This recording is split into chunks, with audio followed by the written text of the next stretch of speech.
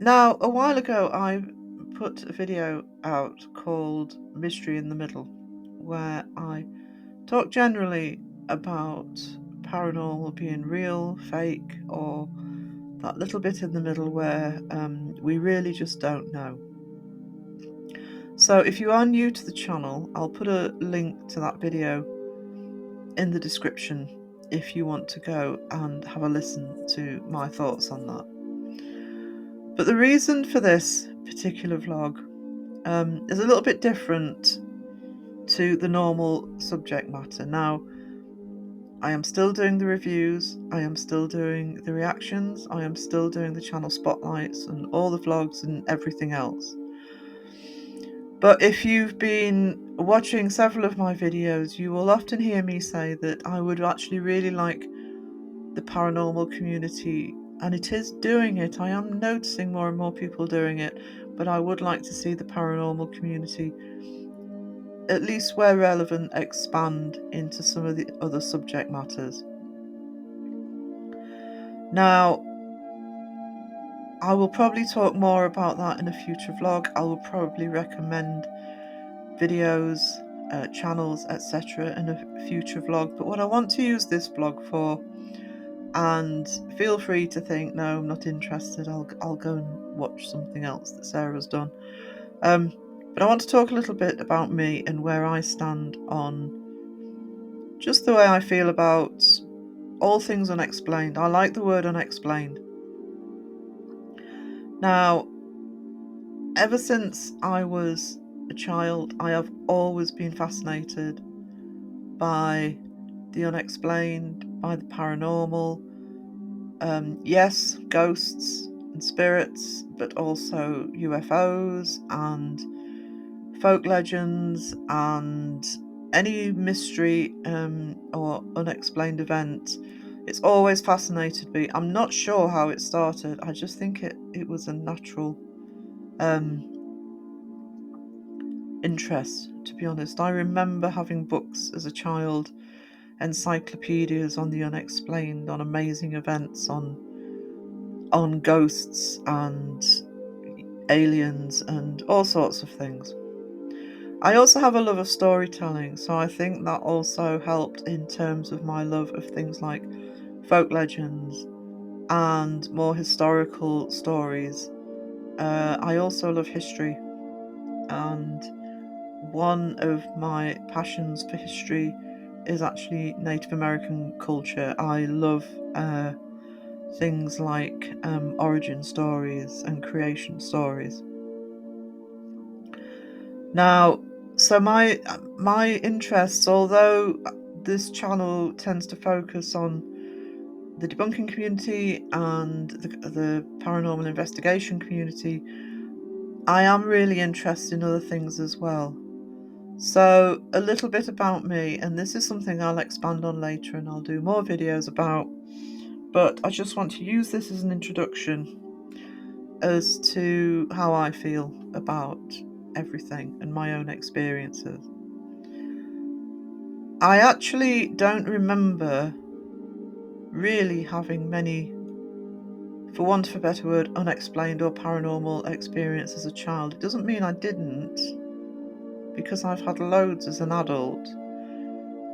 But I think I was just so accepting of the unusual when I was a kid. It may be that if something did happen, I didn't notice.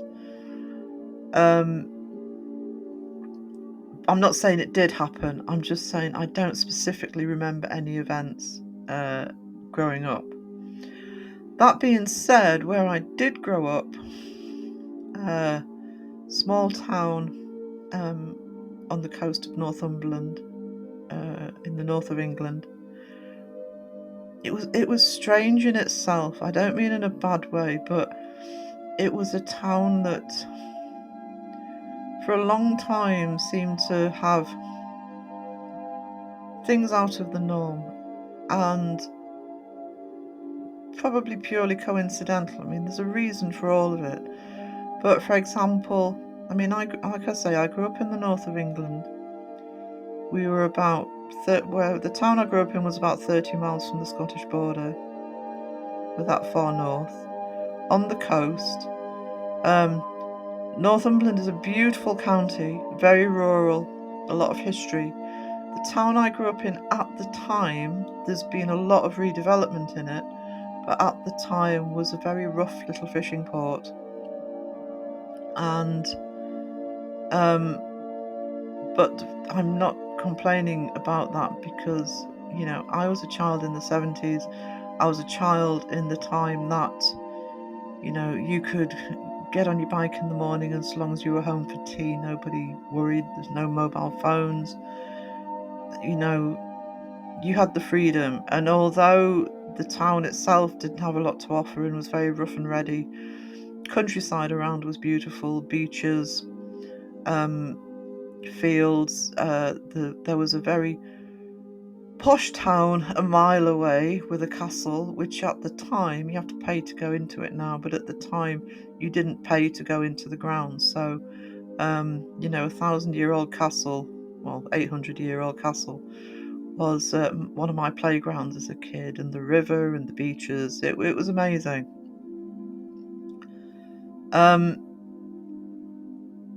So it was a very free childhood in that sense. Now, in the 70s, along the river between the two towns, the estuary, for example, we actually had a pelican who would be named Percy, and for several years you could walk from the town I lived in, called Amble, to the other town with the castle in, called Warkworth, and you would see Percy flying down the river. I mean, this is a pelican in northern England. Now, presumably Percy had emerged from, I don't know, wildlife park and decided to stay. I'm not saying it was anything paranormal for him being there, but he was there. He was there for a long time, and if you want proof of that, if you in Newcastle and you go into the Hancock Museum, sadly that's where Percy ended up. They stuffed him and put him on display. But the town has also attracted, animals and things that you wouldn't normally expect where it is. I think it was shortly after I left in the late 80s. The town ended up with its own dolphin. I mean, dolphins aren't that unusual off the coast, but for one to actually sort of stick around and be part of the town, if you like, the dolphin was nicknamed Freddy. Came to a bad end with the fishing boats, unfortunately, but yeah, so you've got a dolphin. There are rumours at one point about a werewolf tracks on the old railway line, which was a daft story that was told. I thought it was just told amongst my year group when I was a teenager. But I actually have spoken to people a lot younger than me since who've said, oh yes, I've heard all about the Amble werewolf. I don't know, it was just the sort of town that, I'm not saying it's anything paranormal, it's just a sort of town that sort of had these strange little events happen. So when you sort of grow up in an environment with those sorts of things, and all manner of things, you kind, I don't know, maybe I just kind of never really questioned. I just loved the unusual. I loved the things unexplained. And I've never been a blind believer. I've always looked. That's why I did so much reading. I've always looked for an explanation. But I'm at the same time very open-minded. Now, I never lost the love of the unexplained, paranormal. I always kept it going. What I certainly kept going was the love of storytelling. I've been a massive nerd since I was a kid. Kind of have an addictive personality, so if I get into something, whether it's TV show, movie franchise, whatever it is, I hit hard. But going through teenage years, I also majorly developed a love for music. Both as a musician, because I did play several instruments, which I've long regretted sort of letting go, and also a massive rock fan, which I am to this day. So I don't know, I suppose in a way although I never lost the interest in the paranormal, life took over, and it does when you're growing up, and it does when you're becoming an adult. I spent a high proportion of my 20s going to as many gigs as possible, travelling sometimes to other countries. But in terms of the paranormal, I said I can't remember specific instances as a kid. But when I get into in my early 20s, events do start to happen. And I don't want to go into full detail here, partly because it would be a very long video, but I actually want to tell some of these stories individually in separate videos. And there's one or two that I need to decide how to tell because of some of the content. But I've had all sorts of experiences. Now, I am not saying that all of those experiences are real. I'm not saying that they're not real. There are some that I cannot explain at all. And even before I knew what debunking was, and it's only fairly recently I've heard the term debunking, but I have always tried to debunk every single experience I've ever had, and even what really should have been the scarier ones, my brain just automatically goes into trying to explain something or shrugging it off. There aren't that many experiences I've had where I've actually been frightened at the time. I've been scared when I've thought back on it, but my brain is always trying to debunk. So I am not a blind believer, even when it's happened to me, even if I've heard something with my own ears or in one or two cases seen something with my own eyes. I don't automatically accept it. I try and explain it away. And I will go through some of those stories bit by bit on the channel. But here's the thing with that, and I'm repeating a little bit of what I said in the Mystery in the Middle video, but I love the idea that there is mystery out there. I actually like the fact I can't explain some of my experiences. It's not that I blindly accept them as paranormal. I just think that it's cool that they happened.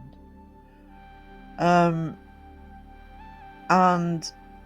although, for example, as many experiences as I had had, the one thing I was skeptical for quite a while, even though I believed in the paranormal, I believed in a lot of the explained, and I was always open to it, was when people said that they'd actually seen something, they'd seen a ghost, or they'd seen whatever. And it wasn't that I didn't believe that they thought they'd seen it.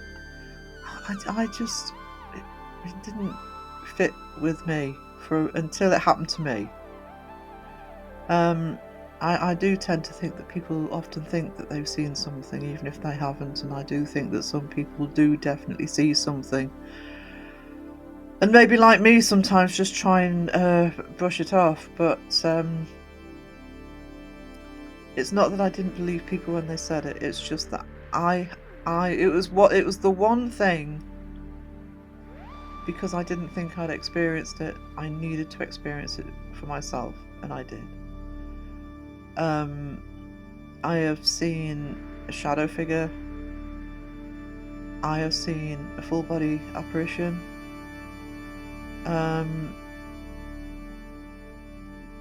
Now, both of those I cannot debunk, and I will go through both of those stories. There was one other shadow figure I saw, but I can debunk. I can put it down to sleep paralysis, but that makes it a little bit more complicated, and I'll go through that in a separate video. I think the main thing to do when anything happens that you think is an unexplained phenomena, if you think it might be haunting phenomena is to try and reason it out, try and work out if there's some other explanation for it. But I'm okay, like I said, with things not being explainable. I think it's good. I think we should have that mystery. I will continue to look at the debunking community. I will continue to look at the real investigators, and I will continue to comment on the fakers. That's not going to change. But I do want to expand my content. As the channel grows, I do have a lot of ideas. I do have a lot of plans. I do want to talk about my own experiences. I do want to talk about other subject areas that interest me to do with mystery, paranormal, unexplained. There's so much more out there, and it's something that I think I can have fun with in creating and delving into. In some cases, subject areas that I probably haven't looked at for a long time. Now, just to re-say, this is going to be alongside everything else I'm doing. I will still be concentrating on the debunking community, but I want to go back to looking at those subject matters that always fascinated me. Do you know, I'm struggling to sum up this last part of this introduction into expanding the subject areas, but I think the best way to describe it from my point of view is to go back to what I said in that original vlog, in that I do believe this world needs mystery. I really don't want everything to be explained.